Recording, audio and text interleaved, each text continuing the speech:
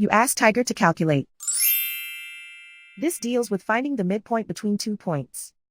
The midpoint between the 2 points is negative 35.5, 58.5. Let's solve it step by step. Plot the 2 points and calculate the midpoint using the formula. The coordinates of point 1 are, x1 equals negative 13, y1 equals 86.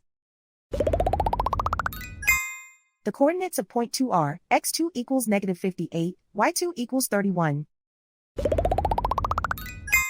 PM represents the midpoint of the 2 points.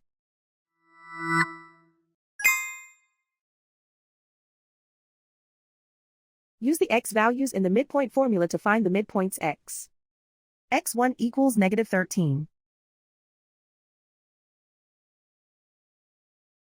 x2 equals negative 58. Simplify the arithmetic.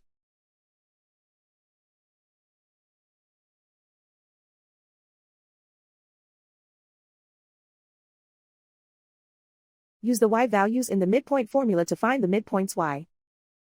y1 equals 86.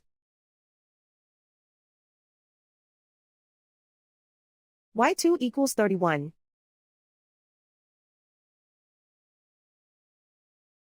Simplify the arithmetic.